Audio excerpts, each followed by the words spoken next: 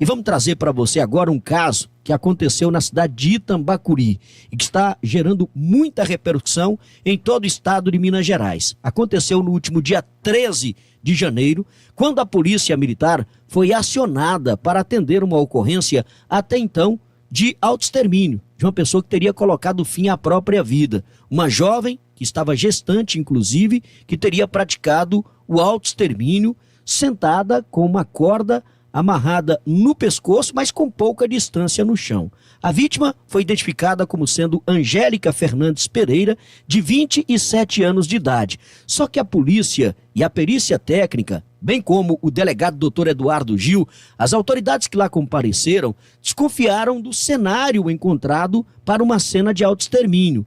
Uma corda, a vítima sentada ao chão, e se ela tivesse se enforcado, teria que ser com a corda amarrada ao basculante, ou seja, um espaço muito curto e que daria muito mesmo para ela voltar a se firmar ao solo, né, em caso de arrependimento. Isso gerou uma suspeita da polícia de que, na verdade, pode ter ocorrido um crime de feminicídio, e o marido dela passou a ser suspeito. Ele, inclusive, chegou a ficar detido alguns dias e a polícia continua investigando o caso. Nós vamos trazer uma matéria agora do repórter Alain Martuchelli, que esteve em Itambacuri, conversou com o delegado Dr. Eduardo Gil da Polícia Civil, falando da morte desta jovem de 27 anos, gestante, lá naquela cidade. Caso segue em investigação. Vamos acompanhar o que diz o delegado sobre este inquérito. Olá, no dia do fato, que foi exatamente no dia 13 agora do mês de janeiro, eu fui acionado pela equipe da Polícia Militar, que já estava no local,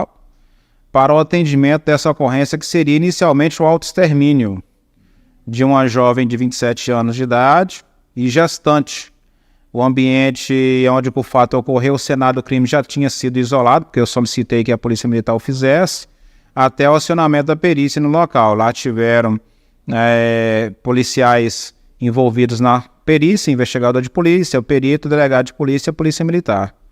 E a gente fez uma análise do cenário do crime e percebeu que a jovem, inicialmente, se cometeu o suicídio, tudo teria feito sentada e uma corda amarrada em um basculante, ou seja, a pouca distância do chão, ou seja, bastava ela levantar-se para livrar dessas amarras que ela teria se imposto.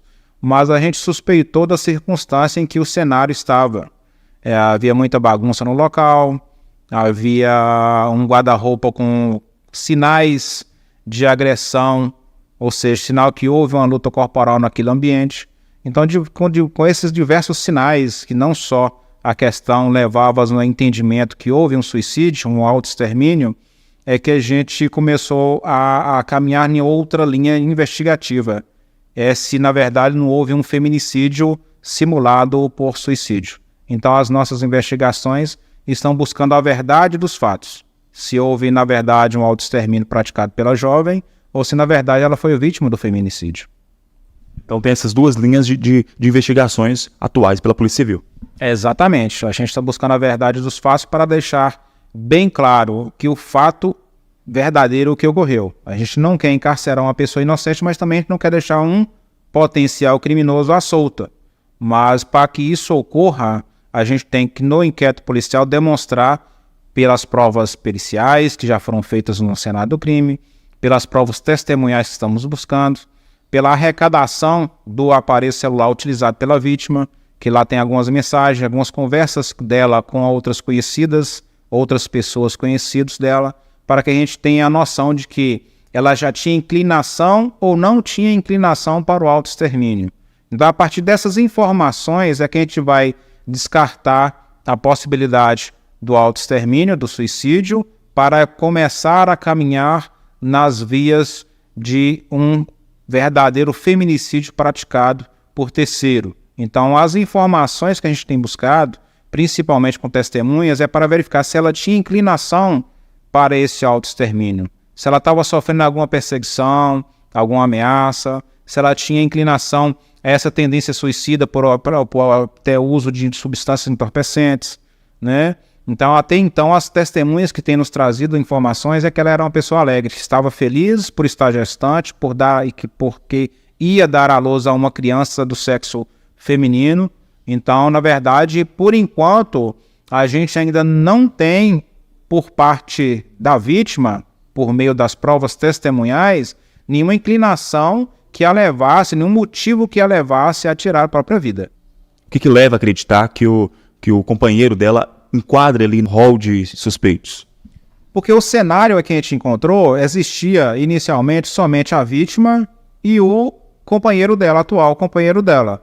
Então, se num ambiente só existe duas pessoas e é descartado o autoextermínio, é que essa pessoa com quem ela estava é o principal e o primeiro suspeito. E é com base nessas informações, nessa linha investigativa, é que a gente está buscando mais elementos informativos de autoria e materialidade, tanto para jogá-lo como deixar de ser suspeito para ser autor da conduta, ou tanto para demonstrar que realmente houve um autoextermínio praticado pela jovem. Mas é isso que a gente vai buscar durante as investigações policiais, desde o primeiro dia em que o fato foi noticiado, a gente já está em busca dessas informações. Hoje a gente já trouxe aqui na unidade policial diversas testemunhas para apresentarem a versão de como conheciam a vítima, como era o comportamento dela, quais as tendências, as inclinações dela, para que a gente possa descartar ou não a possibilidade do suicídio e começar a investigação voltada para a prática do feminicídio contra a jovem. Caso triste, né? Independente do que tenha ocorrido, se autoextermínio ou se vítima de um feminicídio. Uma jovem, 27 anos, gestante, muito bonita, né? Inclusive pela imagem que nós mostramos aí para quem nos acompanha pelas redes sociais, e que a gente lamenta profundamente mais esse caso que está em investigação. Agora, uma coisa eu digo, no que depender da competência do doutor Eduardo Gil e da equipe de investigadores da Polícia Civil lá de Tambacuri, podem ficar tranquilos porque o caso vai ser esclarecido. Seja o que for, autoextermínio ou feminicídio, nós temos plena convicção de que a polícia vai apresentar o resultado e, quando apresentar o resultado, vai apresentar com provas e convicção do que realmente aconteceu. Conheço o trabalho do doutor Eduardo Gil de longas datas, delegado sério, atuante, respeitado, juntamente com a equipe que trabalha com ele lá na cidade de Tambacuri. E nós vamos continuar acompanhando esse caso e trazendo as informações aqui para os ouvintes que nos acompanham diariamente no programa A Voz dos Vales. A família enlutada, família dessa jovem aí, né, de apenas 27 anos de idade, sentimentos de todos nós aqui do Departamento de Jornalismo da 98 FM, é sempre muito triste trazer esse tipo de informação aqui na nossa programação.